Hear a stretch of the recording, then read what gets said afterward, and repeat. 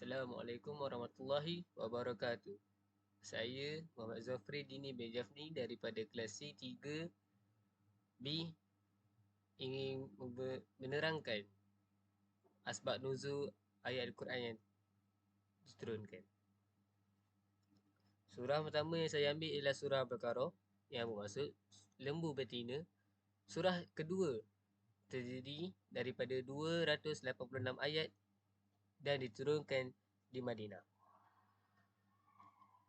أعوذ بالله من الشيطان الرجيم وأقيموا الصلاة وآتوا الزكاة واركعوا مع الراكعين. Maksudnya, dan dirikanlah kamu akan sembahyang dan keluarkanlah zakat dan rukuklah kamu semua berjemaah bersama-sama orang yang buruk. Maksudnya, wa aqimus solah, firmannya. Artinya, Allah Ta'ala memerintah kepada ahli kitab untuk mengerjakan solat bersama Rasulullah SAW. Allah memberi satu arahan kepada mereka semua. Hendaklah dirikan solat kerana ia adalah amalan yang boleh merapatkan hubungan antara hamba dan Allah. Hamba dengan Allah. Solat adalah ibadah terbaik untuk merapatkan diri dengan Allah. Kerana apabila kita sudah takbir, kita tidak dibenarkan membuat perkara lain. Tidak boleh bercakap, tidak boleh makan, tidak boleh ingat selain Allah. Maka kita hanya munajat kepada Allah sahaja pada waktu itu. Tidak sama sekali ibadat puasa, haji dan sebagainya masih membuat macam-macam hal lagi. Sambil tawaf pun ada yang bercakap dengan telefon, ada yang masih ambil gambar lagi. Padahal masa tu tengah tawaf. Tapi tidak dengan solat. Solat ni kena bertawajuh kepada Allah. Dari mula sampailah ke habis. Sungguh malang kalau solat tidak sungguh malang kalau solat kamu semua tidak mengerti Allah. Ini mafhum dari ayat Al-Quran. Oleh itu, untuk membaiki hubungan dengan Allah, tidak ada amalan yang sehebat solat. Firmannya, wa atiyuz zakah. Artinya, Allah Ta'ala juga memerintah kepada ahli kitab untuk mengeluarkan zakat, iaitu dengan menyerahkannya kepada Rasulullah SAW. Mubarak bin Fawadalah meriwayatkan dari Al-Hasan Al-Bashri, katanya, pembayaran zakat itu merupakan kewajipan yang mana amal ibadah tidak akan manfaat kecuali dengan menunaikannya dan dengan mengerjakannya. Dengan ini, kita semua hendaklah membayar zakat. Zakat ini juga merupakan kewajipan bagi semua umat Islam. Yang ketiga, firmannya, warka'u ma'al rakin. Artinya, Allah Ta'ala menyuruh mereka untuk rukuk bersama orang-orang yang rukuk dari umat Muhammad SAW dan ikutlah bersama mereka dan bagian dari mereka. Jadilah bersama orang-orang mukmin berbuat yang terbaik. Di antaranya amal kebaikan yang paling khusus dan sempurna itu adalah solat. Banyak ulama yang menjadikan ayat ini sebagai dalil yang menunjukkan kewajipan solat berjemaah. Okey, yang kita dapat kat sini, Allah Subhanahu Wa Taala berkata, hendaklah kamu bersama dengan orang lain rukuk. Ini maksudnya kenalah solat berjemaah dengan orang lain. Ia mengajar kita supaya jangan duduk seorang, tetapi hendaklah bermasyarakat. Dan kalau bermasyarakat bentuk ibadah, itulah yang terbaik sama sekali. Ia sesuatu yang perlu dilakukan terlebih dahulu daripada perkara-perkara ibadah yang lain. Kalau tidak boleh bermasyarakat dalam ibadah, jangan harap bermasyarakat itu akan menjadi yang terbaik buat kamu semua. Kalau ini tidak boleh, seorang tidak mungkin dapat bermasyarakat dengan yang baik.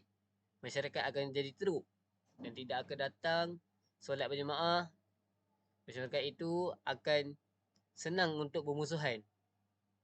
Inilah cara, disebabkanlah ayat ini dikeluarkan. Inilah cara Allah Subhanahu Taala mengajar manusia. Tetapi dalam amalan Yahudi, tidak ada amalan rokok. Yahudi, solat diorang adalah qiyam. Qiyam dan sujud saja. Diorang tak ada rokok. Jadi, dalam ayat ini, mereka diajar untuk, bukan dalam ayat ini dalam amalan Yahudi, mereka diajar untuk belajar merokok seperti umat akhir zaman. Tu maksud dia. Mereka kena hidup berjemaah dengan kalangan Nabi Muhammad sallallahu alaihi wasallam. Mereka sudah kena mengikut syariah Nabi Muhammad sallallahu alaihi wasallam, barulah mereka akan selesa kalau mereka berbuat begitu. Kalau duduk dengan pihak Yahudi ni saja, tidak akan menjadi syariat dalam Taurat. Mereka sudah tidak laku dan tidak boleh diamalkan lagi kerana tak dimansuhkan.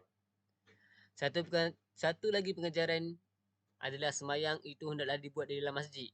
Tidak boleh dibuat di rumah, iaitu ia adalah wajib bagi golongan para lelaki yang mampu. Tetapi malangnya telah diajar kepada kita oleh guru yang salah, boleh pula solat di rumah bersama anak dan isteri. Mereka berkata macam tu boleh dapat 27 darjat. Padahal orang lelaki untuk mendapat 20 darjat itu kenalah solat berjemaah kat masjid. Tapi kalau para wanita ni hendaklah solat di rumah sahaja. Sebab apa?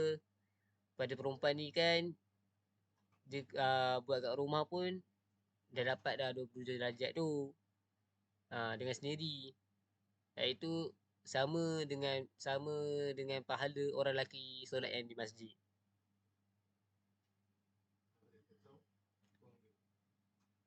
Adakah Allah SWT tak adil dalam memberi kelebihan kepada perempuan dalam hal ini? Tak. Tidak sama sekali, okey. Keadaan orang perempuan tidak sama dengan keadaan orang lelaki ni. Perempuan ni peluang dia untuk beribadah memang kurang. Memang kurang. Lelaki ni tak kurang. Perempuan ni nak buat ibadah kurang sebabnya dia nak kena jaga anak. Lepas tu kalau dia kena haid, dia tak ada nak solat, tak ada beribadah. Tapi kita nak tahu keadilan dia adalah perempuan ni kalau dia kena haid, Allah bagi pahala dekat dia apabila dia buat kerja rumah. Kerja rumah, kemasak ni sapu sampah semua, masak untuk suami ke apa ke. Lepas tu mereka yang dapat pahala ni dengan membuat kerja rumah macam tu. Maka ketahuilah Allah itu Maha Adil. Namun itu adalah untuk perempuan. Kepada pihak lelaki, kita lah hendaklah wajib solat berjemaah di masjid ataupun di surau yang berdekatan dengan rumah.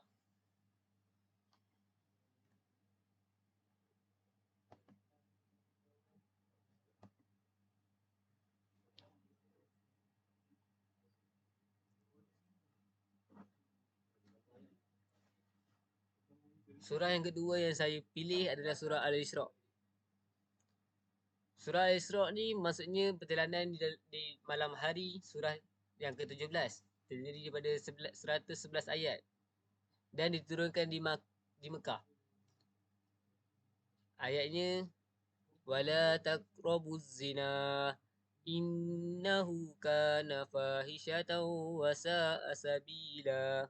Maksudnya, dan janganlah kamu mendekati zina, sesungguhnya zina itu adalah suatu perbuatan yang keji dan sesuatu yang buruk. Asbab nuzulnya surah Al-Isra' ayat 32, pada satu ketika banyak pemuda yang mendatangi Rasulullah hanya untuk ingin berzina. Lalu Allah menurunkan ayat surah Al-Isra' ni ayat 32, yakni tentang larangan yang berzina. Apabila larangan itu ada, perkataan larangan ada, Allah maksudkan adalah haram. Haram sama sekali untuk melakukannya. Berdosa besar. Larangan untuk melakukan zina ni perbuatan yang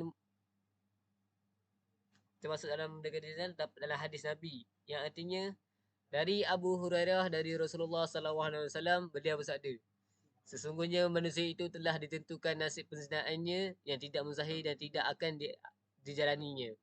Zina kedua mata adalah melihat. Zina kedua telinga adalah mendengar. Zina lidah adalah berbicara. Zina keempat adalah tangan, iaitu menyentuh, dan kedua kaki-kakinya melangkah, dan zina hati adalah berkeinginan dan berangan-angan, sedangkan semua itu tidak dilanjuti atau ditolak oleh kemaluan. Hadis riwayat Muslim. Yang kedua, zina termasuk perbuatan keji dan mungkar. Perbuatan keji mungkar maknanya siapa yang buat zina ni dipandang keji lah oleh masyarakat semua. Yang ketiga, zina merupakan jalan yang buruk. Maknanya siapa yang melakukan zina ni, kehidupan dia tak seindah yang lain, tak seindah yang kita nak. So dia akan menjadikan buruk sampai terdetik adanya titik hitam dalam hatinya. Mendekati sahaja pun dah dilarang, apatah lagi kita melakukannya. Baik, sekian daripada saya. Wabillahi taufiq wal hidayah. Wassalamualaikum warahmatullahi wabarakatuh.